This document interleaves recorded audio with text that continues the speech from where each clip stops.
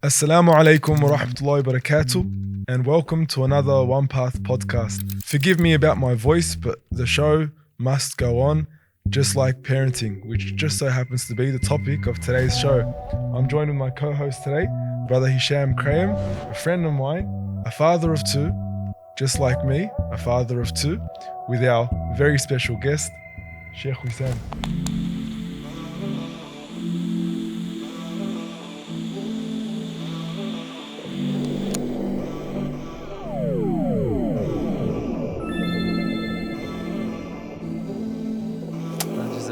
Looking forward to this episode.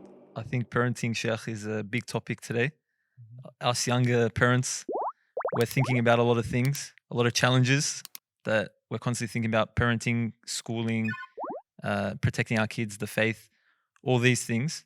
So I think to start off with, we're really looking at what is the role of a Muslim parent today. First and foremost, Jazakallah for having me on. It's a pleasure and honor to be able to discuss Thank you, topic. Sheikh, for Very, joining very us. important topic. Allah Allah accept Allah subhanahu wa ta'ala for khair and benefit and barakah in our discussion today, inshallah. Look, I think just in terms of responsibility, just before we get into that, I think I always sort of like to make this point that hidayah, and that we acknowledge hidayah and what is hidayah. And we look at just two examples, that you can be the son of a prophet, but Allah subhanahu wa ta'ala ultimately will that hidayah not be given. Or you can grow up in the house of a tyrant, but your destiny is that you're a prophet. Musa, in the case of Fir'aun and Musa, alayhi salam. And Nuh for the and Nuh. Yeah. So hidayah and Allahu al-Hadi is completely, that's who Allah subhanahu wa ta'ala is. And so we always ask Allah subhanahu wa ta'ala for hidayah. Ihdina as-sirat al-mustaqim. We ask Allah subhanahu wa ta'ala for this at the conclusion in Surah Al-Fatiha. And Allah subhanahu wa ta'ala is not the being who just gives hidayah as a one-off and then nothing comes after. It's not a one thing and nothing after. No. Allah subhanahu wa ta'ala, He gives hidayah and constantly gives hidayah on a person's pathway. So this is really important that we start that way. Look, in terms of responsibility, there's so many ways that we can talk about responsibility, but fundamentally, parents are responsible for the upbringing of their child, but in a number of facets. So we're talking about religiously, psychologically, emotionally, morally, and also intellectually. I mean, if we just look at some of those things, the Prophet ﷺ, in terms of the responsibilities that he conveyed, he showed and he demonstrated from a moral facet, he would constantly touch the heads when he was walking through the streets. If he saw someone, young child, he would put his head over that young child. A young girl would walk with him in Medina. Young girl would walk with him in Medina, sallallahu alayhi wasallam. The Prophet ﷺ, even on occasions, he would have young people, really young people, sitting with him, and they would love to be in his presence. So from a moral perspective, this is really important. The Prophet ﷺ said that a parent teaching their child good manners is much more valuable than a person giving a stack of grain in charity. So emphasizing mas'uliyah. And the Prophet ﷺ, look at what he said. Ala kullu ra'in mas'ul, wa kullukum mas'ulun an ra'ayati. We're all shepherds. We all have responsibility for looking after our family and our children. So from a physical facet, from an emotional facet, that we correspond with their emotions, we look after their emotions. This is really important. But there's one facet that's also really important, the psychological perspective. Yep. And often parents can neglect the psychological perspective. I do want to talk about that a little bit more depth later on. But, in terms of how we treat our children, in terms of how we talk to our children, in terms of how we engage our children, this all has bearing on their psychology. And there's this, if you like, this chain or this cycle that how we treat our children has that bearing on their psychology. And when they grow up, they could replicate that. So we've got to be really careful in terms of how we impart and how we perform and execute our 100%. Parenting and those responsibilities. 100%. And then religiously. Yeah. And that, because one thing, and I just want to make this point, that the idea about parenting is not, the objective about parenting is not to win their love at all costs. That's not the main objective of parenting. Sure, we want their love, and human beings are naturally inclined to love. We absolutely love them with every fiber of our being, but we don't parent that way. We don't parent with the idea of, I want to win their love at all costs. The idea is, I have responsibilities I need to execute. If I execute them well, they will end up loving me. But if you end up giving children everything they want and could possibly ask for, they'll end up hating you and they'll end up disliking you. It's just part of the ego. So a parent means that you parent properly. It doesn't mean that you can't say no. It doesn't mean that you can't be firm. How do you do it then? What is done? And what's the objective? So the objective is that I instill values, right? This is your job. A teacher. Would you say You're the a teacher. primary objective would be to be a teacher? Absolutely. You're a guide. You're an instructor. You're a mentor. That you teach well, right? You teach well. You upbring them well. You give them a sense of value in life. You teach them what the overarching objective is to life. And you teach them good character. Yes. These primarily, in a nutshell, as a parent, some of the things that you should be doing. Be active, physical, also in terms of being in touch, in terms of, with your feelings, with your time, with your body, with your attention. These are some of the things that parents have to look out for and introduce into their parenting. Sorry to cut you, but you touched on something very important. You mentioned the hadith of the Prophet sallallahu alaihi wasallam, where he says, all of you are shepherds and all of you are responsible for your flocks. But even within that hadith, the Prophet sallallahu alaihi wasallam, he says the husband or the father is a shepherd, but also the mother is a shepherd. Correct. So clearly there's a distinction. So before we do go deeper, what are the distinctions between the father and the mother? Because both of them play a pivotal role in the life of a child. We said, one of the objectives is to be a teacher, provider, and many other objectives. But how do we distinguish between the role of the father and the role of the mother when it comes to this topic of objectives? I think it's a really important question. And I think we always look at it from this facet that it is a partnership and they have to work together. And certainly they do play different roles, but it is ultimately a partnership where they both work together for the collective well-being of that child. And I think this is really, really important. And, there's no question that there is a disciplinary feature that does come from both parents, but also from the father as well, in terms of when we look at the dynamic of what role does each person play. But let's start with the mother. Well, the mother, see, this is, it's so important that we look at just the concept and the origin of a mum. Where that concept of the womb, rahim, has a same root with where rahma comes from. And so mother certainly brings the compassion, mother certainly brings the mercy, mother brings the feeling and being really in touch with that. I think this is really important. The hadith where the Prophet ﷺ, he spoke about loving the mother and loving the mother. The father gets consolation, right? But having three times. Yeah, 3 times, right? In terms of loving the mum. But the father has a disciplinary aspect. So there are certain times where the son needs guidance, right? And that guidance is given by either the father or a dominant male figure, some type of male figure in that person's life. Like I said, every relationship is different. People might not have their fathers. So sets boundaries as well. Yeah, it may be the case. So whether it's the father, if they're in the child's life, or a male dominant figure that is imparting that very important guidance at that time, and it may be something that is required per an event or just generally growing up, but having that input is key to who we are. It's part of our identity to have that guidance in our world, in our life, and hence this is the construct that Allah Subhanahu wa Taala He made for us. That both these people have impact on our world, and so yes, the father does play a disciplinary role, a mentoring role, right? A guidance role, especially in the case of a boy or a son. Absolutely. Ghazali had this interesting point, and it was about the father's impact, and he spoke about, and he said, when a father comes to counsel his child, the father shouldn't counsel his child all the time. So for everything, because what will happen is that the father will lose his awe about him if that happens, if he does that all the time. So you need to be strategic.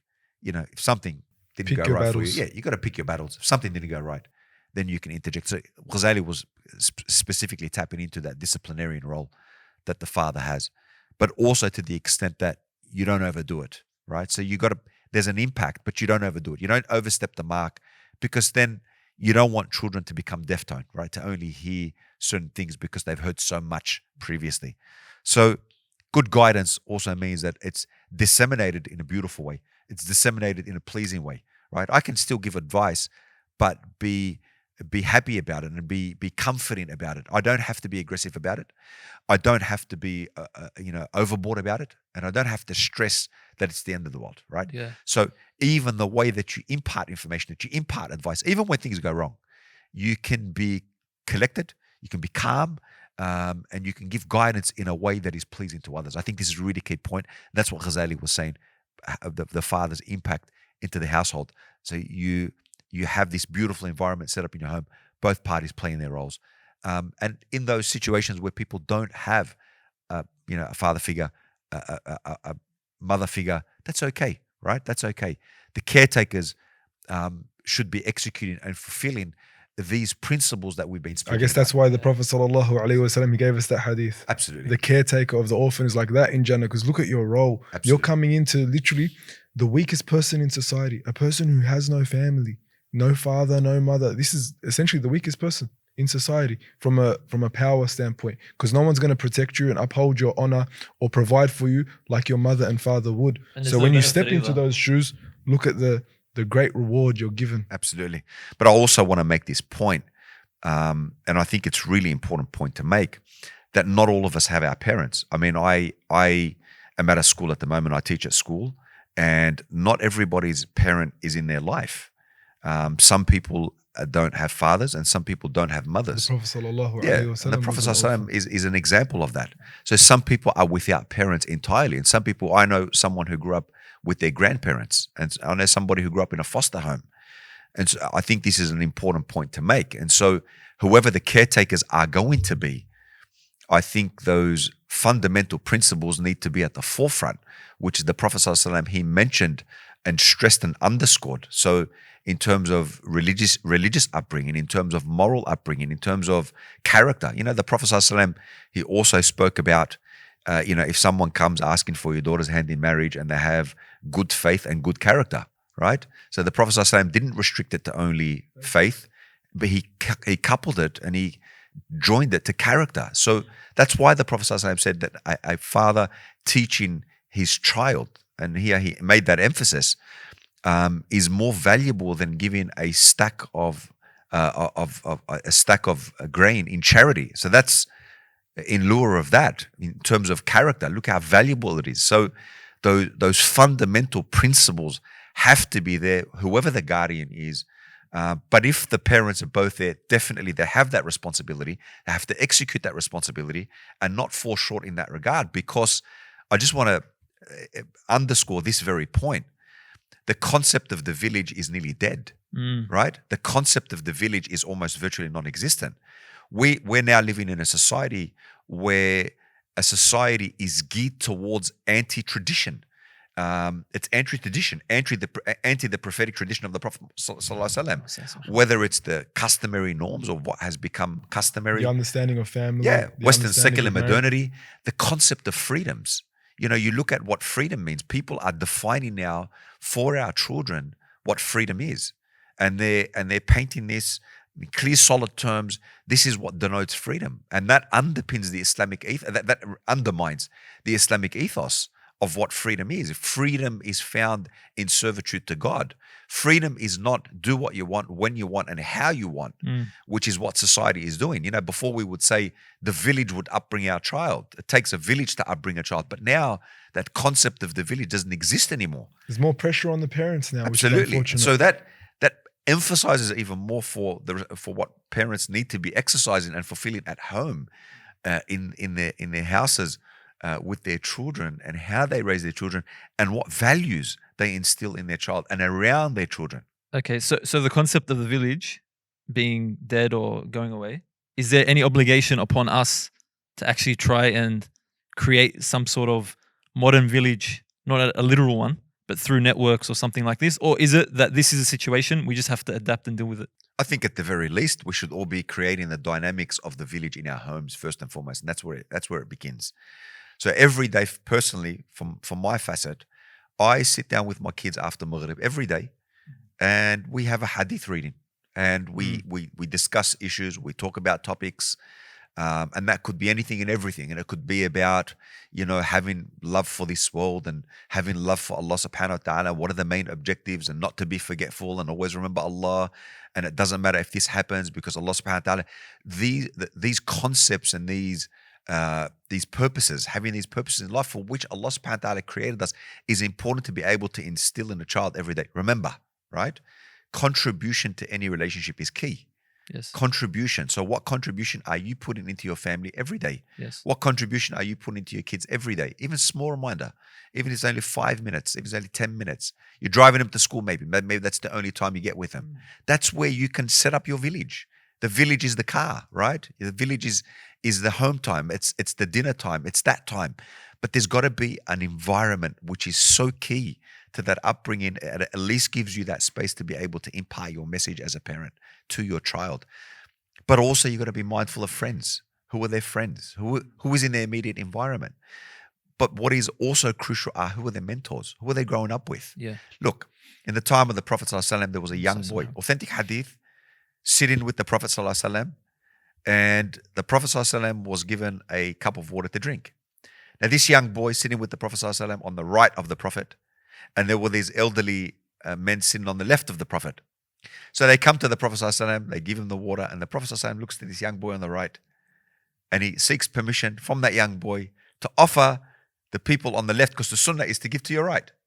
But the Prophet seeks permission from this young person to give to the people on the left first. So this young boy, he doesn't accept, and he said, I have more right to drink from your blessed hand than they do. So the Prophet Muhammad ﷺ passes him the cup, and he drinks from the water. But what's so significant here is that this young person was sitting in the presence and company of the Prophet ﷺ. That was their environment. And so nowadays we need to look, who are the righteous people amongst us?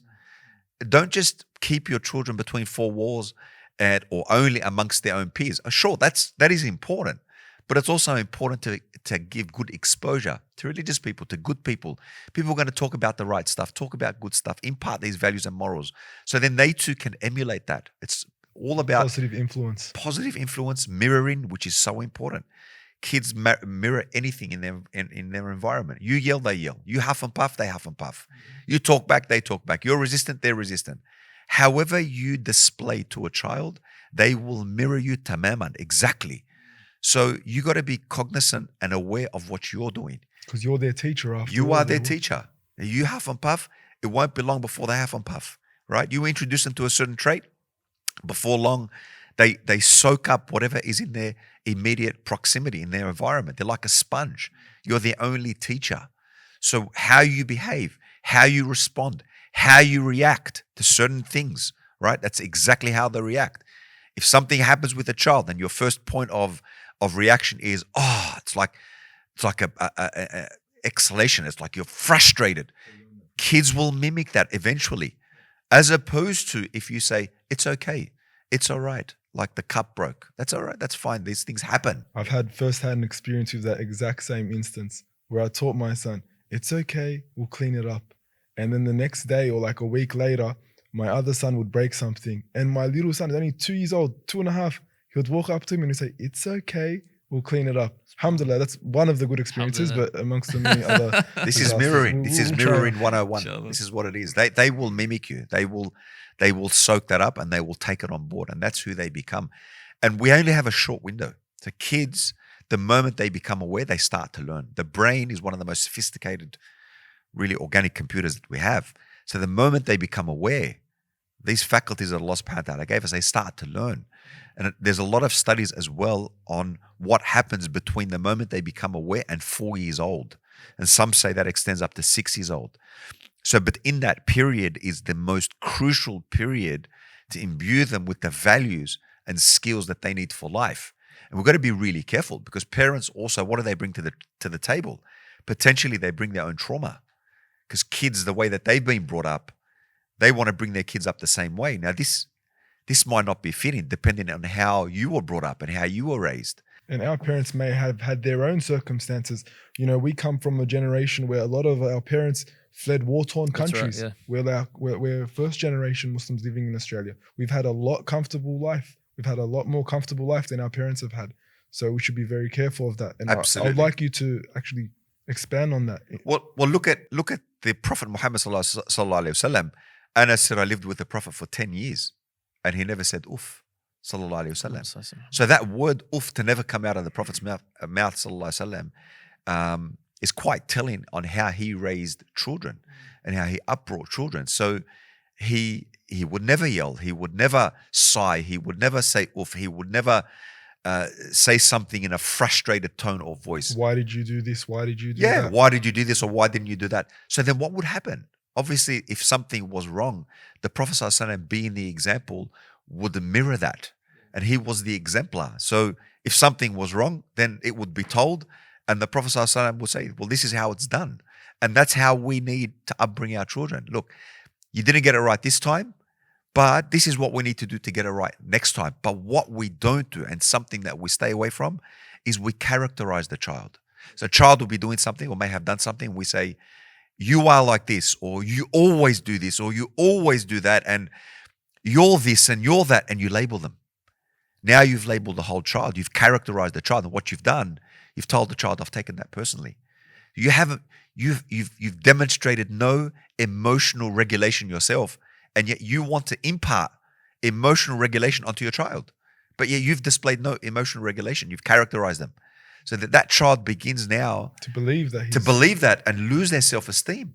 And this is really important. So this psychological, if you like, component and point that we're making is something that a parent, each and every one of us, needs to be cognizant of. Don't characterize your child. If they make a mistake, so be it. It's not personal. They had some type of unmet need. You know what?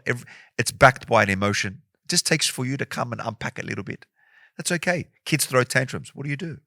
It's going to happen all the time. Well, I think that is a good point, because what do you do? Like as parents, we have the example of our parents, of course, and no parent's perfect. So there's good and there's some bad.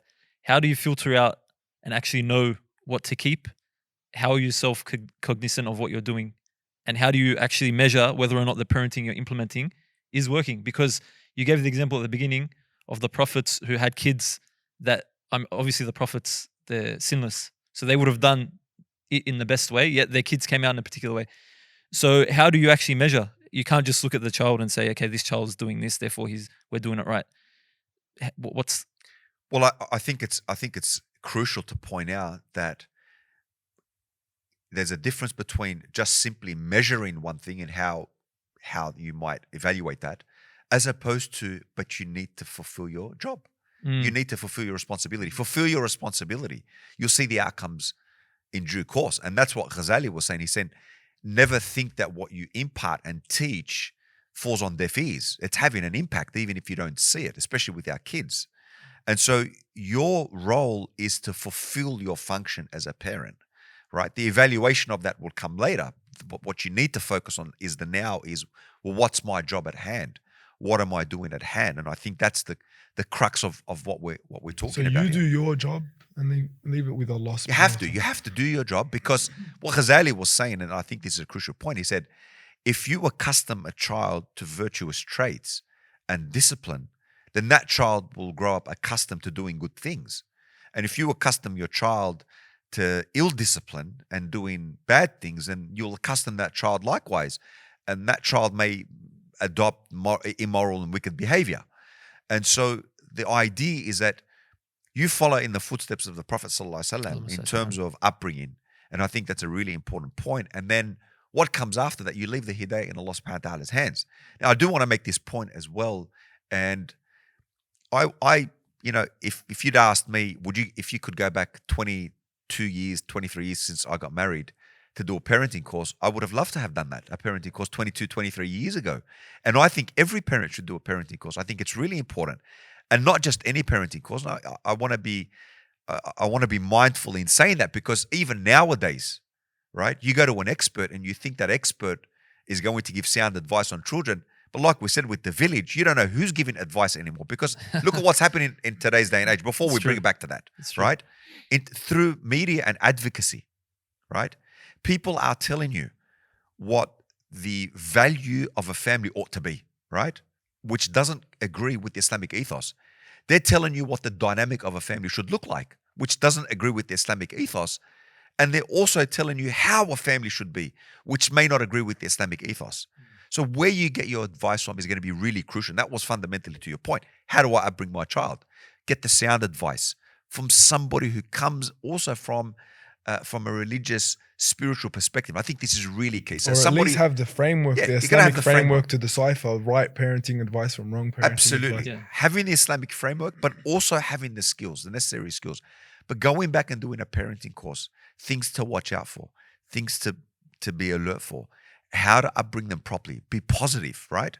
And so my child, for example, will throw a tantrum. I've given this example countless times. I do it all the time, right? I've got a 2-year-old. She displayed one of her great tantrums once, and as she was going to her peak, crying for what she wanted, really, I mean, intense crying and intense emotion. And throughout that whole time, I comforted her. I didn't yell. I didn't express frustration.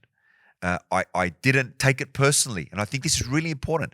Take your emotions out of the equation. Don't take it personally. Kids here aren't making it personal. There's an unmet emotional need. Sat with her, comforted her, said it's okay. And throughout saying, look, you can't have that now, but it's okay. I understand how you feel. I know you want it. Let's see how we go tomorrow. And then I could see her peaking. And then as she peaked, I was still comforting. And then her cries became less and less until in the end, she came out of it. And it was quite normal, but she just needed comfort throughout that whole time. She needed guidance. She needed understanding. She needed care. She didn't need someone to come and yell. She didn't need someone to come and show her frustration. She needs someone to come and display high emotion because the expectation is in the clouds. No, that's not what they need. There's an unmet emotion, right? What are you going to bring to the table? That's the only skill that they have. That's what they know. That's how they tap in to communicate with us, through their emotion. So they don't need for you to reciprocate and join in the chaos. So when your parents come, they join in the chaos, bring in their own emotion to the table. And what have you done? You've now partook in that chaos that child has advocated, rather than give good guidance, give good understanding, or provide understanding, be with them. Your job is to share with them, give good guidance, right? But not punish. That's not your job. That's not your role. That's not what you were designed to do. Before we go into that topic of punishment, I think it's important also to say that when you do stuff up, we're all going to stuff up. There are going to be times when we scream at our child unnecessarily, or the emotion actually does impact us. For anyone who has been a victim of a tantrum by a 2-year-old, it's not easy. It's not easy. Several times, so yeah. you may, say a few things that are out of what is Throw due, your own tantrum. but you might throw your own tantrum. So we're not blaming anyone that does fall, but at least we know what is correct from that which is incorrect. You mentioned the topic of punishment. Punishment does have a role. I think there is a role for punishment within the Islamic paradigm of parenting, but of course not relentless punishment, but punishment which is regulated. So no belts? No. How does a Muslim use, I guess, punishment mechanisms to discipline their child? I would decipher between two terms here, right? Between punishment and consequences. Okay. We don't parent through punishment. We do not advocate for Yeah, the beating- belts. No. I was joking. Yeah, This is it's why. fine. That was the joke. We best steer away from parenting through punishment. That's very different to having consequences. So does parenting have any role? Yes, parenting, you parent and there can be consequences, but consequences is not necessarily punishment. Punishment is almost like, I've taken it personally. This is how you made me feel. And this is now meted out punishment for what you've done. As opposed to, look, you've done something wrong. I understand why you may have thought that was okay. It wasn't okay. I can't just let it go. There needs to be a consequence. It's not personal, right? There's no tit for tat. This is not how we are. It's because of what you've done. Because of what you did. There has to be a consequence, because this is part of how we grow up. This is part of how we develop and learn, that there is a consequence for our actions. But we don't upbring our children through punishment. I think this is really important. And often we might see a parent say to the child, because you did that, this is now going to happen. As opposed to, look, you did the wrong thing. There's got to be a consequence for it. As opposed to, you did that, Now all of these things are going to happen. No more going on the trip. No more privileges for the next month. No more this, no more that. No. This is not how we do it, right? There's a consequence. Make it sure it's clear. Make sure it's understood that, look, if that happens, there's got to be some type of consequence. And the consequence could be as simple as, look, you've got some of these privileges, I'm going to take some away because that was so serious. You know, you shouldn't have hit your brother, you shouldn't have hit your sister, you shouldn't have hit this person or that person. You know, where kids fight all the time. You know, anyone who's got kids, you'll know that something we don't like that.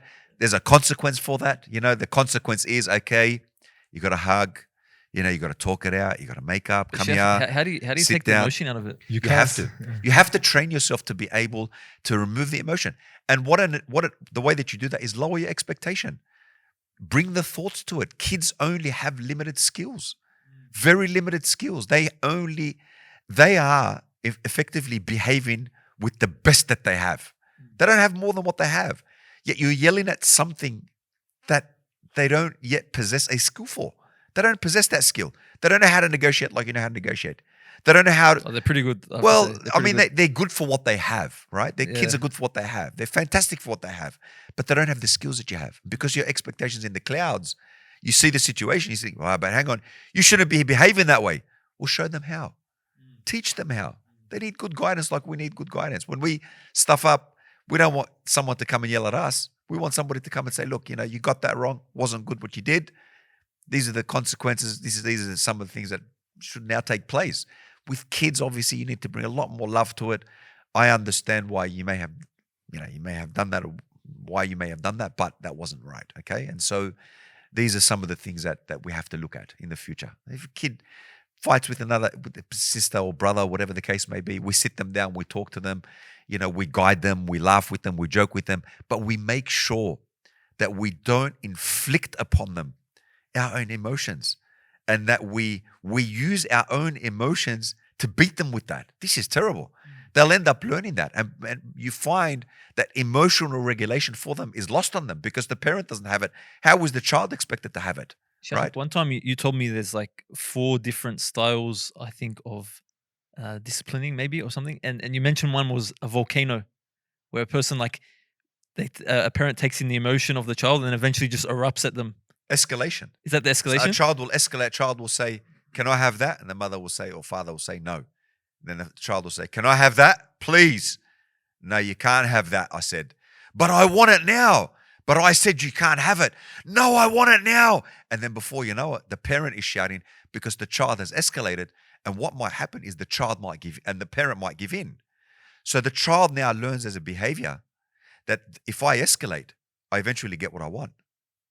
As opposed to, look, a child might ask for something. Parent says no. Child gets upset. What does the parent do? Because child's upset now. What do? Let's tell you what you do.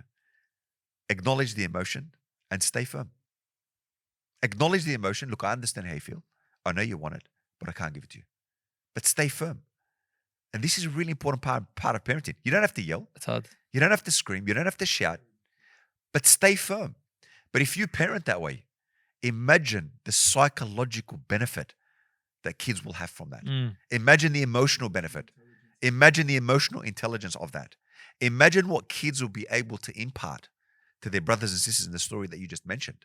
I see that all the time. You show one child one thing, and it's a beautiful trait, like you said, like it's okay, the plate broke. That child, next time a plate breaks or the brother and sister broke the plate, they'll go and comfort them with the same comfort that you gave them. That is just one example. I must admit, I have many bad experiences of parenting. But what happens when you make a mistake? Like, for example, say the child's escalating, you start to escalate. Should there be a call out? Should you call yourself out at the end and say to the child, look, I did wrong. You shouldn't do it this way.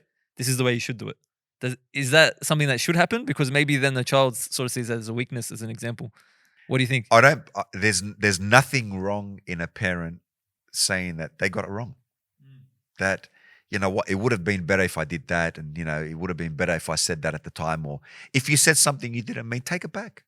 Take it back. Say sorry to your child. Take it back. Something, You know, I said something, I'm sorry. I obviously I didn't mean that. I was upset at the time, and you know, from now on in the future, I'm going to be more aware. And you know, because that child might be upset something you said, you can take it back. You can sit and you can bring that comfort. Kids are unbelievably forgiving, right? But it's important also that you don't overstep that mark. I think this is really important. You're supposed to be the guide, right? You don't want them to form this behavior or some break at some point in their life where they say that I can't do a particular thing because I know my parent is going to react a particular way. Eventually you can get there because there's going to come a point in every parent's life where kids make a pivot. And that pivot is from parent to peer. From parent to peer, they pivot. Now, parents think it'll never happen, but it's going to happen, right? What do we mean? I mean, you look at this example. When my kids were young, if you said to them, I was going for a 5-hour drive, the kid will go anywhere with you. But at 12 or 13, if you say you're going for a 5-hour drive, you couldn't drag them in the car, right? But if their friend is going for a 5-hour drive, what happens? I'm going. They pivot, right? Rather than you're their hero up to a certain point. You could do no wrong as a parent. Very sad day. I think it'll be a very sad day. When they pivot. But you've got to be mindful. And what did the Prophet ﷺ talk about? And what does the Sunnah talk about? It talks about being their friend as they reach that point. That at what point do you become their friend? Well, this is at maturity, right? When they mature, you better hope that you've formed and you've invested into that emotional connection with your child. So that's when you begin to feel, we were talking about before, your parenting, hopefully that you start to feel the outcomes and that good connection, because they're also going to have to navigate now all these emotions and new feelings, new sensations, this maturity, this awareness now on life. And now all of a sudden you're seeing this change in your child who's pivoted from you to their peers. And you don't know how to deal with that. You don't know how now to basically to negotiate that. You don't know how to navigate through this minefield. They're associating with these friends that don't look too good. They're starting to pick up these certain words. They're going on social media. They're spending more time here and there. Oh my God, what's happening to my world? And the parent thinks that their world is crumbling down. But you don't realize that you now have to up the ante in terms of giving greater guidance, being there more for them. They're going to need you now more in this time than they've ever needed you, right? Especially as they're getting older. And so you have to be able, from a very young age, to have that self-regulation, emotional regulation, right? So there's a really good connection as they make that pivot from parent to peer. And so as they get older, they know they can come to you. There's no break. No break has happened. So they haven't formulated this view that, my parent's going to react this way if I share something. My parent's going to react that way if I share something. Now, let's say that's happened, right? You need to up your skills. You need now to show your child that, look, you know what? Okay, some of the things and some of the ways that we went about things weren't the best, but I'm here for you. Can I give an example, Sheikh? So say, teenage child, they come to you and you've got this good relationship with them, right? And they think they can impart anything to you. It's that type of relationship. And then they come and say, Dad or Mum, I've got a boyfriend or a girlfriend, right? Or, I'm speaking to this person. Sorry to put you on the spot, Sheikh, but this is what people are dealing with, right? So how do you, as a parent, give them the advice and the guidance? Say they don't listen and they keep going ahead with whatever. How do you do that without breaking that relationship? And, if they're not receptive, how do you do that? That's an excellent question. Look, ultimately, the only person that you can control in this world is yourself. You are the only one that you can control. And if your child wants to step behind your back and do something that you're not aware of, you can't control that. That's beyond your scope. It's beyond all of our scopes as a parent. But it doesn't mean you become absent, and it doesn't mean you become accepting, right? And you can make that clear. You can say, look, this is not part of who we are. And you continue to give that advice. You continue to advocate for the Islamic way, for the constructions that we know that the Prophet ﷺ came to teach. So if that were the case with one of my children, I would obviously react in the same way that you're probably seeing now. And obviously I would be stressing the point of what our faith talks about and bringing them back and reminding them and constantly reminding them. But then also what I would be seeking is, do I need to change their environment? Because see, I'm a parent still at the end of the day. It doesn't mean that I have to accept everything, right? I can look at the environment. I can look at their friends. I can look at their mentors. I can look at all these things. I'm a parent, and that means I still got to expand my scope to see what else can I do. And I have to exhaust everything that I can do. And so if that means that, let's say, there's really bad behavior at one school or really bad environment, then I can change their schools. And that's very well within my scope, right? I can introduce them to a new circle of friends, say at an institution, at a local mosque, whereby there's good people around them. People and make it fun. You make it fun them. for them, Yeah. right? You spend more time with them. You invest more time with them. So it's not just my child comes and says one thing and then I overreact and then it becomes all about that. No, you're missing the point. You could do all these things to bring into their environment, right? You bring in a positive environment. You bring in good mentors. You up the ante at home in terms of your reminder with them. You spend more time with them. You spend less time at work if you have to. Spend more time with your child, right?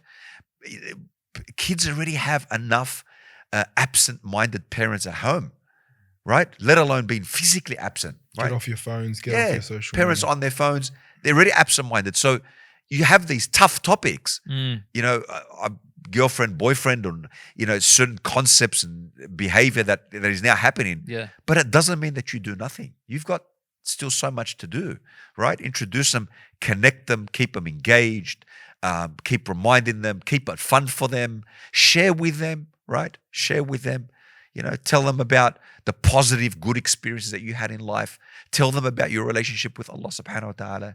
Can I just stop you there, Sheikh? Because some of the best parents I've seen, or at least from the fruits that they've produced, they're some of the most easygoing parents. And, they're making the lives of their children very fun. And you see that connection is maintained between the child and the father, because it's loving, it's caring, and the relationship is fostered, it's strong. And you see, if the parent wants to go to the jami', to the masjid, the kids come along with him because they love their father. But I guess the repercussion of that is at times we see that when there's a loving, caring bond between the father and son, it becomes very friendly. And a lot of people will speak about the dangers of making this an overly friendly relationship, to the point, I guess, the child will start taking advantage of the parents' love. They say, don't take my kindness as a weakness. How can we mitigate that? The best way to mitigate exactly that point is, that's never a problem, but mind you. So that beautiful relationship between the father and it's beautiful. I've child, seen the most loving absolutely relationships. And I would rather that over anything else. However, there's a point to add to that. The father also has to be seen in the light that these are my values and these are my principles. And if you've instilled that into your child, then the child knows that these are the values and the principles for which you stand for. And they know that those are some of the things that they'll never cross. And so they may joke with you in a particular way and take it sometimes that cross that line.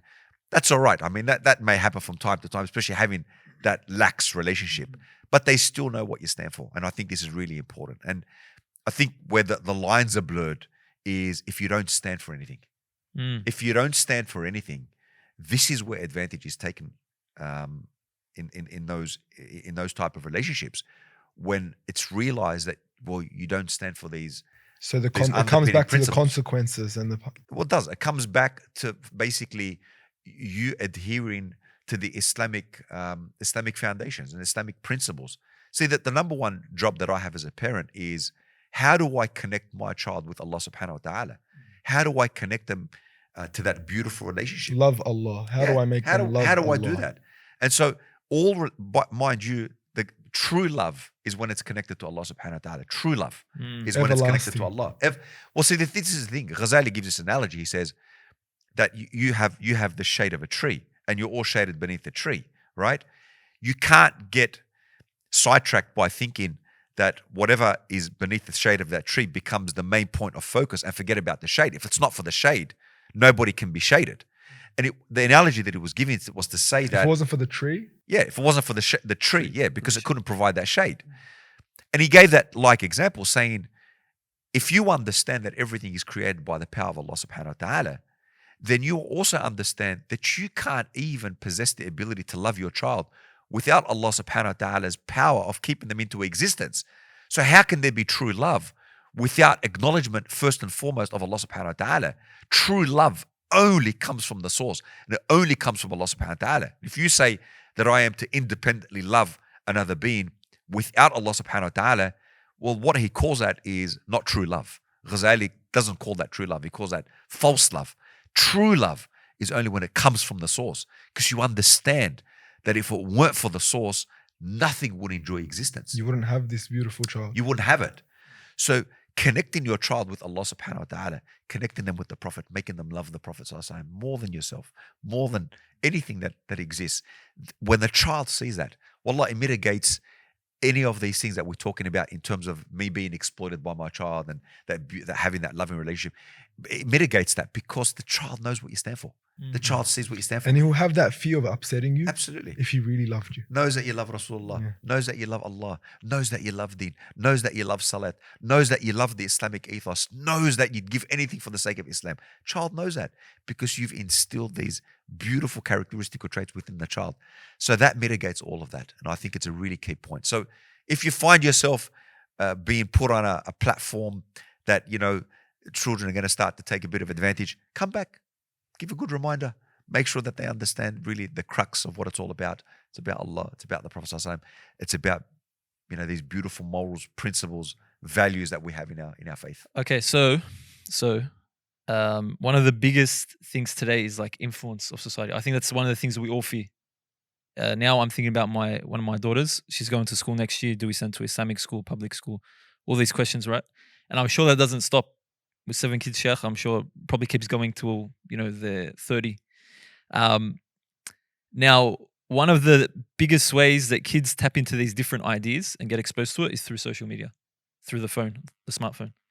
And I think a question that every parent has, particularly us, where that's not in question yet, but it will be at some point, is like, at what stage do you expose your kids and actually give them this device, which now opens them up to the rest of the world? As I don't know what it was like for you, Kamal, but like I remember in high school, I wanted a phone bad, and that was when it was still the Nokias, just the Snake. That's all I just wanted to play Snake. That's all I wanted. But now it's so much more than that, right? So when is that age? How do you do that? What's the go, Sheikh? Social media is a really interesting dynamic, especially in the current Western secular modernity and Western world, in the world today, in the current modern world. If you haven't already given your child a phone or social media at a very young age, don't. Not yet. You can wait. You don't have to give them a phone or a iPad from the moment they walk or from the moment they're born. Nowadays, that's what's happening. Child's born, here's an iPad, right? Or here's an iPhone. You don't have to do it. It's like a babysitter for a lot of people. It doesn't have to be the case. I'm an advocate of delaying that as much as you can. I'm really an advocate of this. And How far? I've propagated this a lot before. And before I talk about how far, I've really pressed this point historically. And I even remember I was criticized by one person who works in the social sphere. And that person criticized me. And at the time, he was talking about it being fantastic for kids at 2 years old because they can learn this fantastic apps and whatnot. At the age of 5, when his son turned 5, he came by himself without me telling him a single word, and he apologized because he made a big argument at that time that I raised the issue with him, and that circulated amongst his friends. But he came back and he said, look, there was so many ills involved with that. And I said, can you tell me about some of them? And he began to tell me about some of them. Addiction, right? Reliance, dependence. We're talking 5 years old. So from 2 to 5, that child had learned dependence. That child had learned nearly become attached to it to such an extent where if you gave it, behaved. If you took it away, misbehaved. This becomes now behavior management. You're a behavioralist, so you got to be really careful. Can we call out the brother? Can I call him out? No, we can't call him out. Okay, No. But we don't have to settle. We don't have to settle, right? And I would be really important to this. It's a gadget. It's a device. They don't have to have it. So what point do we introduce it? What point do we introduce social media? As they get older, right? Obviously, they're going to want to they go to school, the year 7, year 8, people have it. I wouldn't introduce it at such an early age. I wouldn't. I simply would. I'd make them aware of it as they start to get older, in the year 7s and the 8s and year 9s, right? I would certainly make them aware of it, but I would make them aware as well of why that I wasn't going to give that to them. right? Even there's some restrictions around age and in what age you can use social media, right? So it's not just unrestricted, that from the moment they're in year 4 that you give them social media. That doesn't work that way. But from a personal facet, I would be careful and I would wait. And I'll tell you why. Someone listening would say, well, why is he giving that advice? It doesn't make sense. Okay, look at the competing challenges today that a young person has to face. Back 20 years ago, you and I were competing for a social identity, but in the real world. Amongst our 10 friends. 10 friends, 20 friends, Yeah. but in the real world. Yeah. Nowadays, they're competing for 2 identities. One of them is in the real world, and the second one is in the virtual world. So not only are they having to ask, who am I in the real world, but who am I in the virtual world? So they've got 2 competing identities now that they're trying now to fit into these And spaces. seek validation amongst both. They want validation in both worlds. It's really, really, and you look at when we talk about, mental health and mental illness and the type of toxic things that are being, toxic behaviors and toxic associations, whether it's in social media, it's running rampant on social media. So I would be really careful. To come back to the point, I would wait and I wouldn't give it to them too soon until they can get to a point whereby, they're displaying a type of maturity. You've got a really good relationship. Sure, you can explain, this is what that is and this is what that is. And, if they need, let's say, for example, they have ambitions to start their own business, this is how you would use that and this is how you would use that.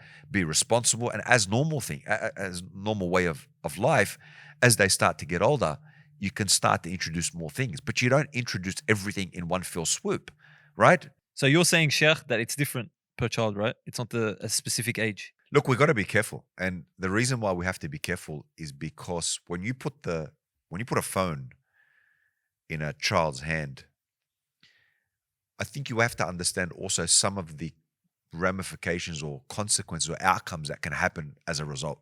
Now, look, I currently work in a number of schools. Some of the things that I'm seeing all the time is that kids have unrestricted access. And I think parents need to be aware that you don't have to do that. You don't have to give your child an unrestricted phone and give them access to the world at such a young age. You go into the phone nowadays, you can restrict some of the apps, you can restrict some of the content that they can access. So it doesn't have to be a thing that you give them access to and that opens up the world for them at such a young age. So I would be careful. At the moment, in a personal facet, I'm a sponsor to about 10 kids. And what that means I'm a sponsor to is that kids have formed addictions. And the addictions that they've formed has been discovered by parents. It's been discovered by teachers. It's been discovered by social workers. And so they reach out to people in their environment, people who see them in their environment. And I've been sucked into that sort of those situations. And at the moment, I'm currently a sponsor. So what that means is that a child might access or is not allowed to access certain things on the internet or certain websites. If they do, I get an alert. So I'm immediately notified. And so I'm able to follow up that child and say, listen, we had an agreement. This is what we put out on the table. And it's not enough to say that I trust my child. You're a parent. And part of parenting also means that, I do have trust for my child and I trust that they have these values, but it doesn't mean that you expose them to everything. So we should monitor the activity of We our have kids? to be mindful of that. Monitoring, I think that's a bit different.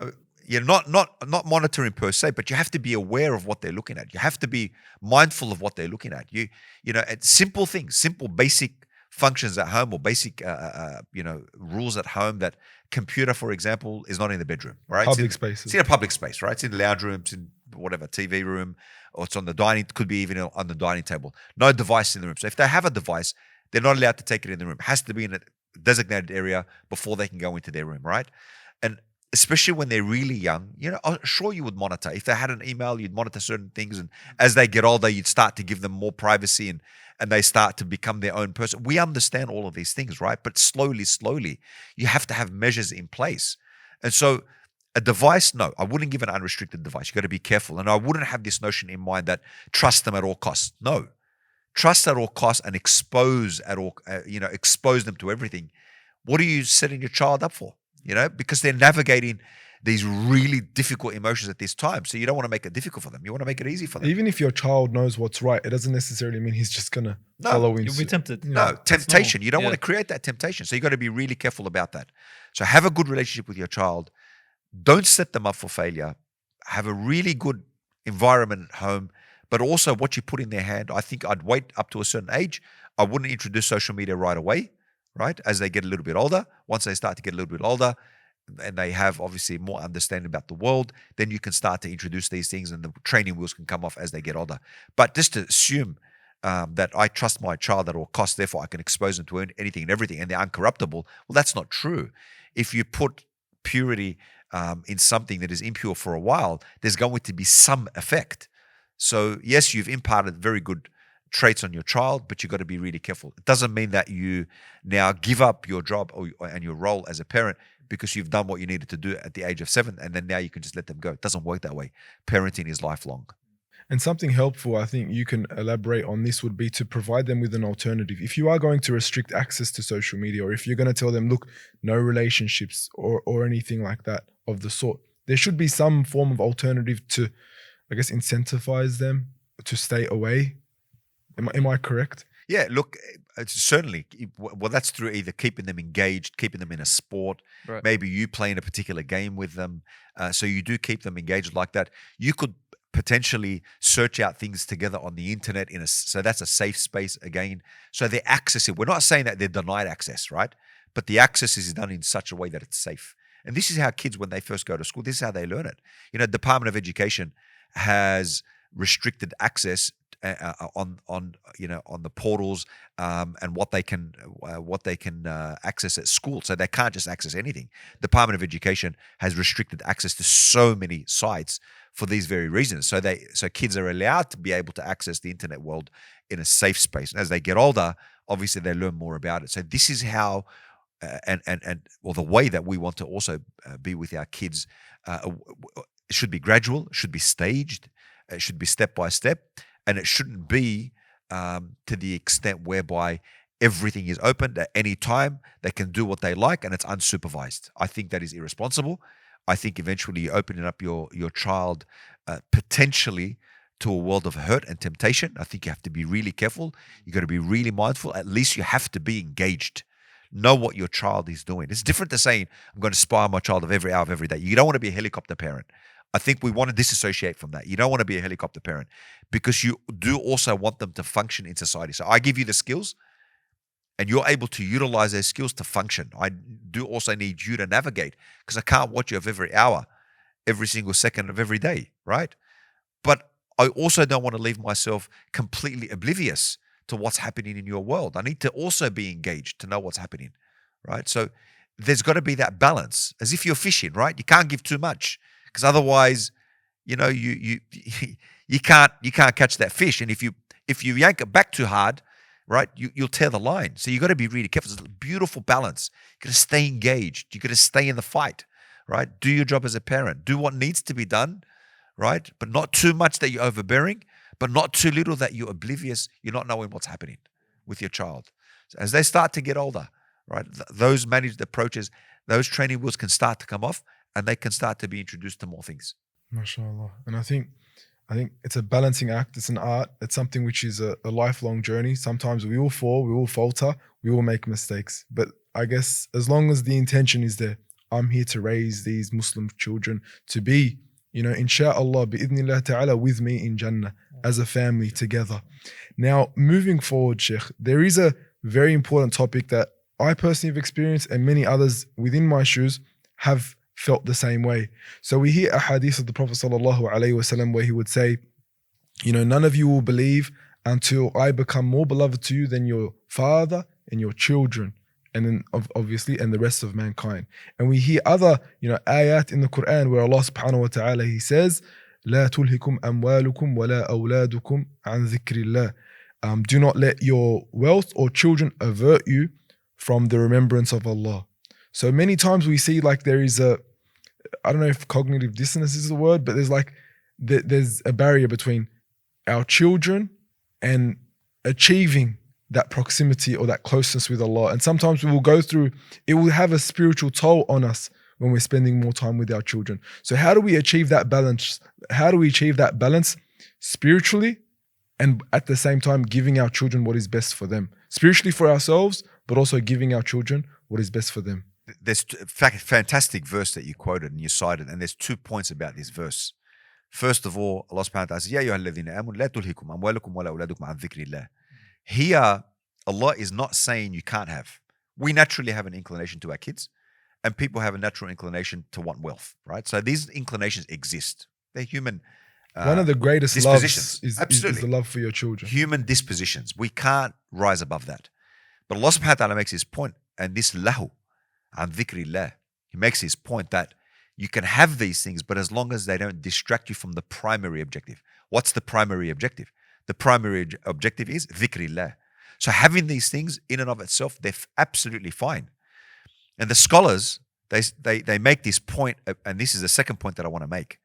Allah subhanahu wa ta'ala says, وَالَّذِينَ آمَنُوا أَشَدُّ حُبًّا لِلَّهِ. So what Allah is telling us is you can love many, many, many things. But ultimately, Allah should not be an equal love. Allah needs to be a dominant love.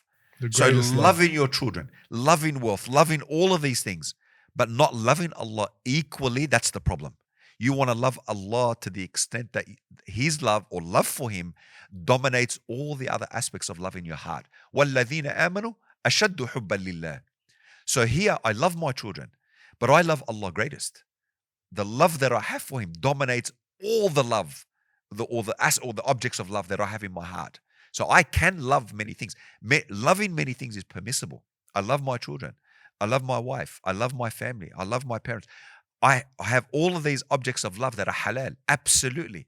I love spending time with family. It's an object of love. This is actually part of the sunnah of the Prophet Muhammad sallallahu alaihi wasallam. I love this. But as a believer, Allah subhanahu wa ta'ala says, but the love that you have in your heart for Allah needs to be dominant and greater. And that's what Allah subhanahu wa ta'ala says, Ya ayyuhalladhina amanu la tulhikum amwalukum wala auladukum an dhikrillah. It started with the believer, and the believer, Allah characterized him as ashaddu hubban lillah, loves Allah the greatest. So when you love Allah subhanahu wa ta'ala the greatest, now your pie looks different. What does that mean? What does that mean? Before, I might have recited Surah Yasin during that time, but now I find myself not reciting Surah Yasin and playing with my child. What's going on? I've got no more time to do that, and I'm doing all of this. But as Sayyid al-Buti, he said it best, the pie of deeds can be cut and look differently for different circumstances. He said that a young person who's not married has the time to recite the Quran day or night. But the married person who's got kids doesn't have that time. Can't recite Quran day or night. You're putting the child to bed, you're changing nappies, you're doing. And the sheer fact that you're putting your child to bed and that you're helping around the house, he said that is in lieu of what you might have done in that time had you otherwise not had those kids. So the pie of deeds looks different for different people. Changing a nappy, helping around the house is a ibadah.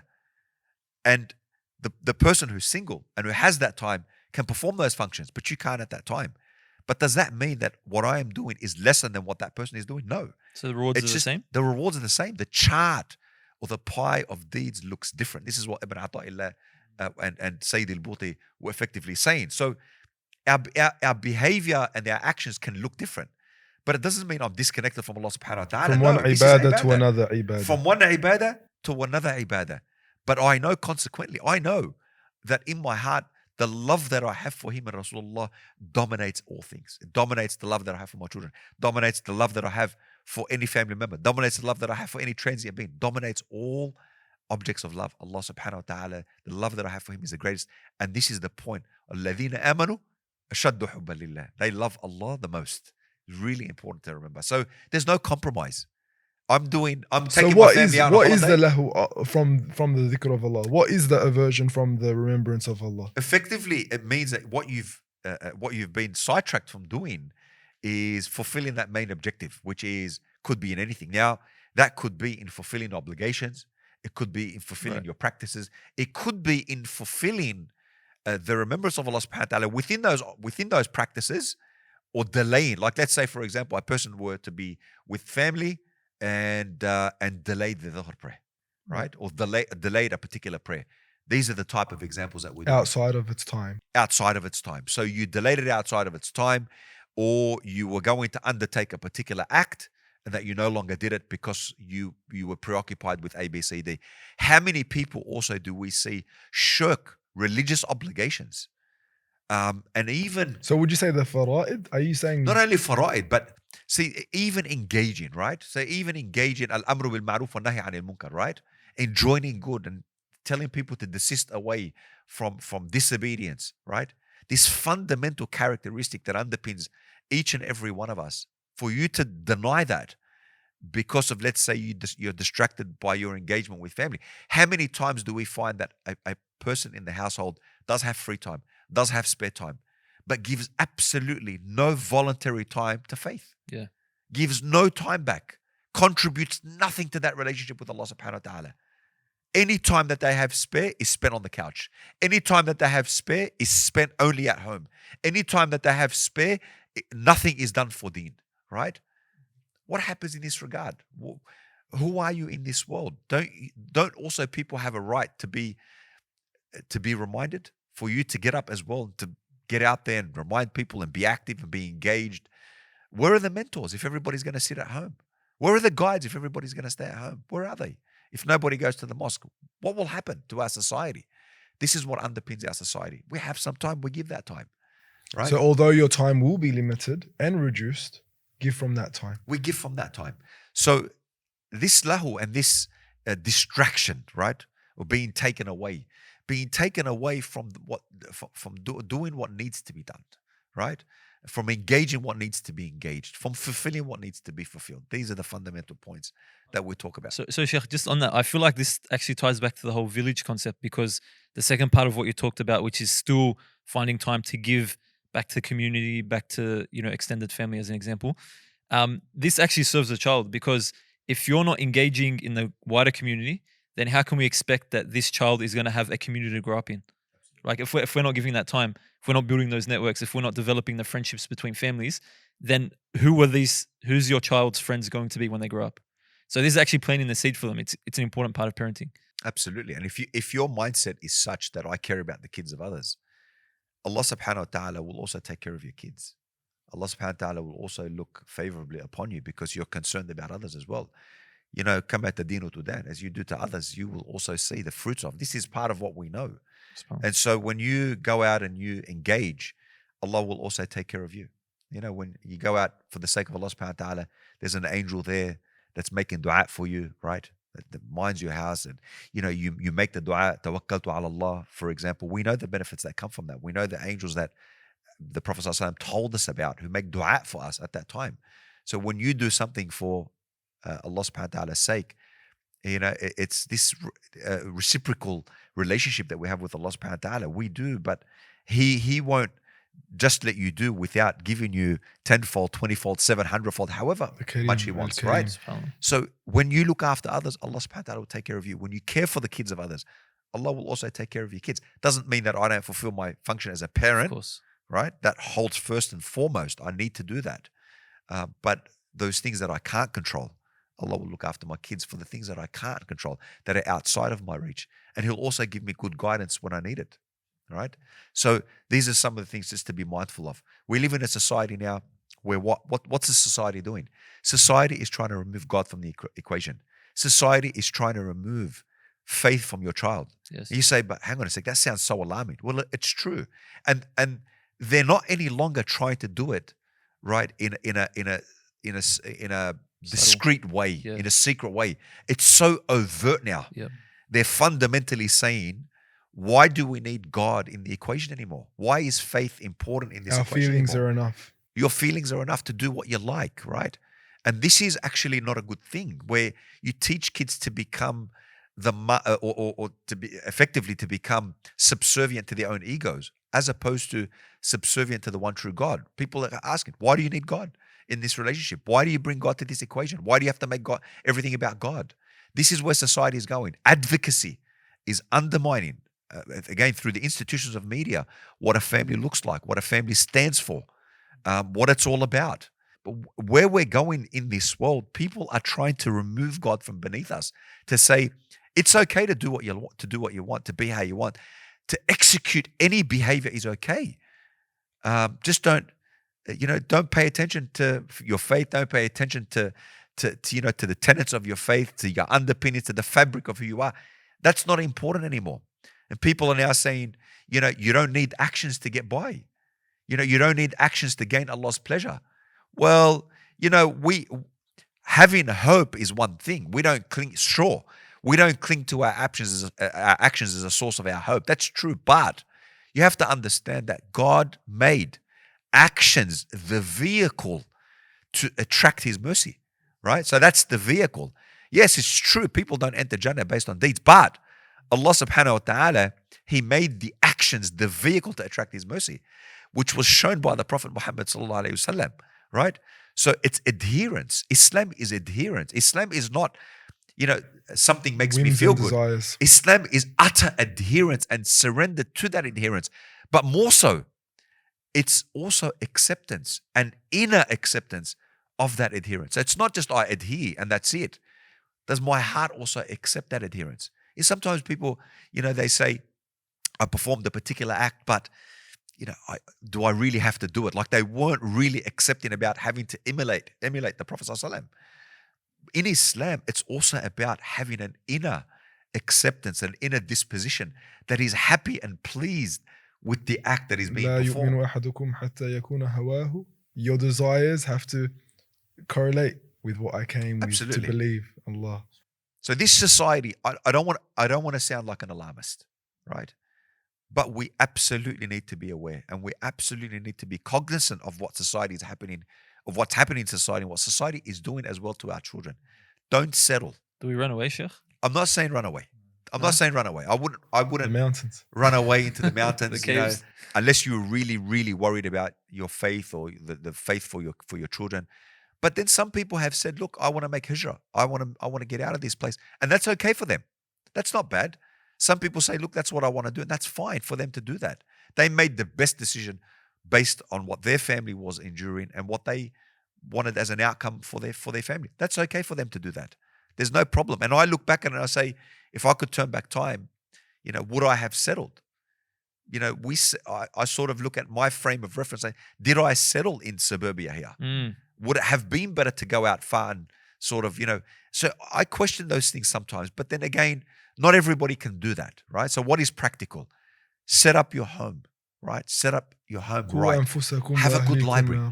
Have a good library. Heroes about Islam. Talk to them about the heroes about Islam. Just some quick tips, right? Have a good library at home. Have good books, right? Men around the messenger, women around the messenger, children around the messenger. All these books, go buy those books, right? Men around the messenger, women around the messenger, children around the messenger. Read those books with your kids, right? Every day, make a contribution. Hadith reading. You and your wife, you and your kids. Wife reads one day, you read the other day. If the child is old enough, let the child be in the sort of the habit, get the child in the habit of reading as well, right? Once they get a little bit older. On a daily basis, if you can, eat together, do things together, experience together. I took my kids, all my kids, on a 10-kilometer hike, right? My daughter, who was 2 years old at the time, I held her the entire way, right? Experience together, do fun things together. Make sure that you do that in the home. So set up your home wall. In the house, have a musalla. Very important, have a musalla. If you go pray in the mosque, fine. But make sure you come home, reserve your sunnah until you get home, right? Or That is the sunnah. That is the sunnah, right? Or pray your sunnah. You can even pray your sunnah there, and you can go to the masjid, so you can balance it out. Have a musalla at home. Let them know there's a special area in the home, in the house, right? So you have just already heroes. You talk about identities. So you're building a character, a really beautiful character around Islam, and also to add to that, one of the greatest upbringings to a child. One of the greatest upbringings to a child is how a father treats his wife. Yeah. And how she reciprocates that back, right? How the wife reciprocates that back.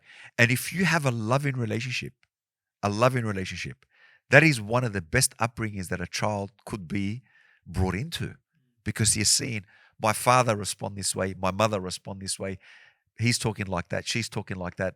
So you're displaying affection, right? There's, whether it's through an embrace of a hug, right, for example, but the how you talk to each other, the friendly dynamic that you have, being playful. This is really important for the upbringing of a child.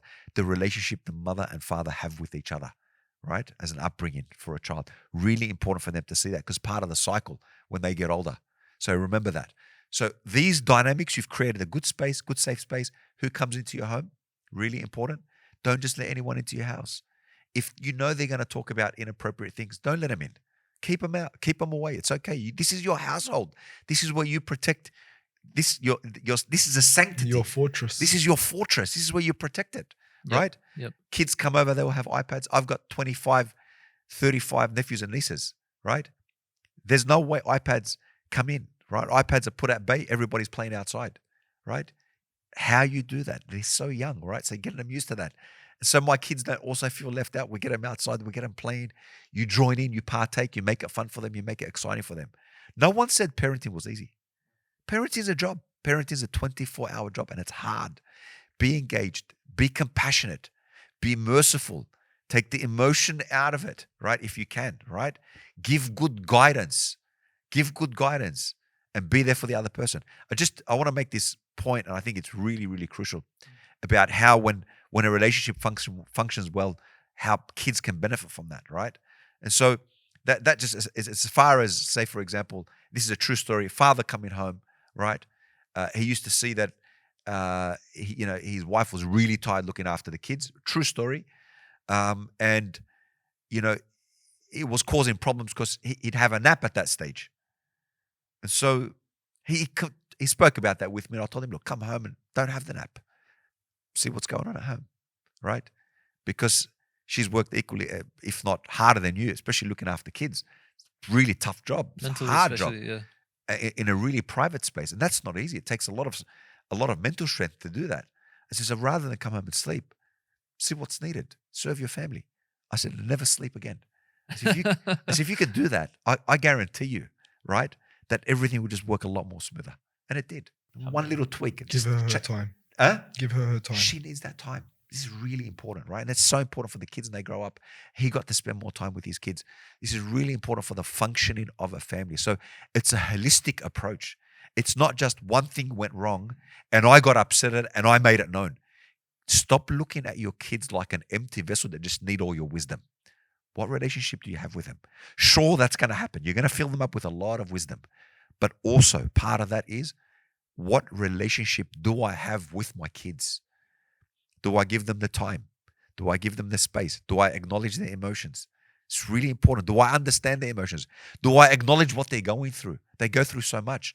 How much do I tear my kids down for what they came to share, or for what they displayed an emotion? I tear them down for that, as opposed to I acknowledge what they were going through. We all have the emotions. All human needs are the same. I want to be acknowledged. I may have an unmet emotional need, right? And I need guidance, not punishment. I need guidance. These are the skills I have. Kids probably won't have it. So these are just some quick tips, right? Be mindful of social media. Be careful. Don't give it to them all at once. No. Don't give them a device from the moment that they come out into this world. No, right? Don't do that. Don't make these fatal mistakes at such a young age, right? Get off your backside, work hard, put a little bit of input, as opposed to just sitting them on the device for 5 hours and I don't want to hear your voice. That's not parenting. That's not parenting at all. That's nanny parenting. You're doing the wrong thing, becoming accustomed or accustoming that child to that behavior. So what you need to do is you need to balance that out, have a good approach, but more importantly, right? More importantly, you need to uphold those religious values. If you have to be the embodiment, they have to see that in you. If you are the embodiment of that in your child's life, they're going to benefit. They're going to see that you held those values. Dad's funny, mum's funny, they're really funny, right? It's a loving home. I feel safe here, and I can basically talk about my feelings. I know I'm not going to get shut down for it, right? So we all, I guess, have that desire to belong, and the best belonging they can sense is in the family, and if it's loving. And of course, it comes back to the overarching objective of everything within the family. It's to promote the deen of Allah subhanahu wa ta'ala, to protect the deen of Allah, and so we can meet Rasulullah sallallahu alayhi wa sallam and he'll be proud of us. Because I think there is a hadith, and you can probably end on this, where the Prophet ﷺ, he says, have children and have children so he can be proud of us on the day of judgment. But the key is that these children are great Muslim children, and we ask Allah to facilitate us and to help us in this regard. I mean, I think it's tough. It's tough, Sheikh.